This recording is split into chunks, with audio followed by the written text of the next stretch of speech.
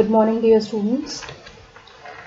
Today we'll be starting with a very important poem, If, by Rudyard Kipling. Rudyard Kipling was born in 1865. He took birth in India itself.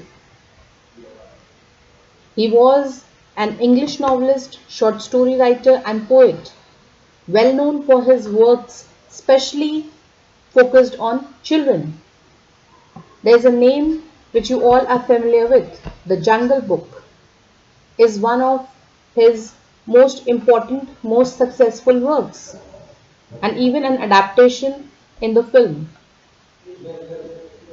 He was born in Mumbai, India, but attended school in England. Many of Kipling's stories and novels reflect his experience in India. He was awarded the Nobel Prize for Literature in 1907. Now, the poem If is one of those poems which is most widely anthologized all round the world. It is an inspirational poem, didactic poem, which teaches moral values to its readers.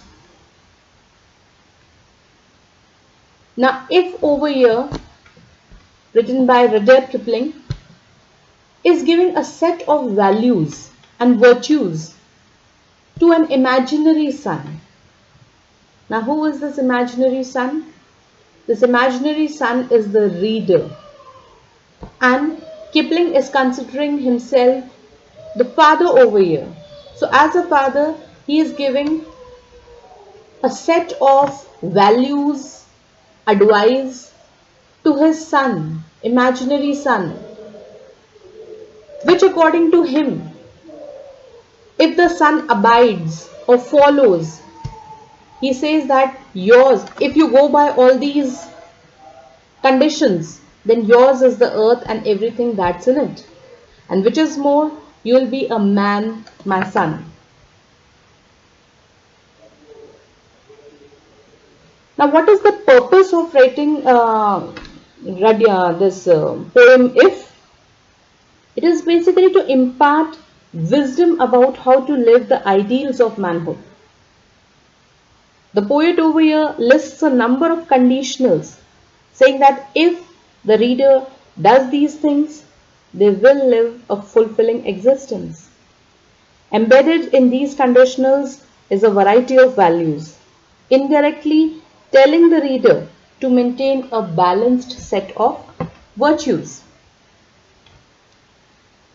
If you just have a view of the poem, you can see that there are conditions, a lot many conditions. If you can dream,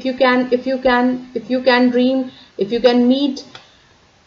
This is basically an extended conditional sentence where in almost 3.5 stanzas, the poet is providing conditions. And what is the end of this condition? That if you fulfill all these conditions, yours is the earth and everything that's in it. Now, what is the rhyme scheme? It is only in the first stanza that we have you, two. Okay, this is A, then BC, waiting, hating, lies, wise, then over here, master, disaster, aim, same, spoken, broken, fools, tools, winnings, beginnings, toss, loss, snew, you, gone, hold on, okay, and so on. So by beginning each piece of advice with the word if, Kipling over here uses first part of the conditional tense construction. The second part comes in the end of this fourth stanza, that is yours is and you will. In both constructions, there is the sense that if you do this, then that particular thing is going to happen. The situations mentioned are hypothetical and general. The attributes are ones to strive for, not ones that can be achieved overnight. The fact that the poem is one long conditional sentence indicates that it will definitely take a long time and considerable effort for the son to become a man in its true sense, how the father is expecting.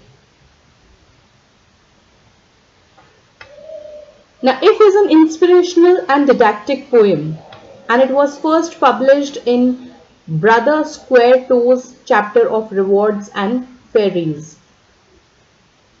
It was his 1910 collection of short stories and poems.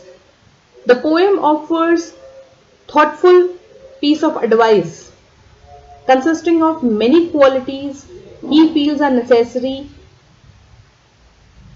to become a man. He gives his advice to his son. These advice relate to self-belief, modesty, humility, and truthfulness. And this poem is a beautiful piece of writing which can be applied to all of us. Before starting with the explanation of the poem, we just give it a reading. If you can keep your head when all about you are losing theirs and blaming it on you, if you can trust yourself when all men doubt you, but make allowance for their doubting too, if you can wait and not be tired by waiting, or being lied about, don't deal in lies, or being hated down, don't give way to hating, and yet don't look too good nor talk too wise. If you can dream and not make dreams your master, if you can think and not make thoughts your aim, if you can meet with triumph and disaster and treat those two impostors just the same, if you can bear to hear the truth you have spoken, twisted by knaves to make a trap for fools, or wash the things you gave your life to broken, and stoop and build them up with worn out tools. If you can make one heap of all your winnings and risk it on one turn of pitch and toss, and lose and start again at your beginnings, and never breathe a word about your loss. If you can force your heart and nerve unsinew to serve your turn long after they are gone, and so hold on when there is nothing in you except the will which says, hold on. If you can talk with crowds and keep your virtue, or walk with kings nor lose the common touch, if neither foes nor friends nor loving friends can hurt you, if all men count to you but none too much, if you can fill the unforgiving minute with 60 seconds worth of distance run, yours is the earth and everything that's in it. And which is more, you'll be a man, my son. Now, explanation would be continued in the following lecture.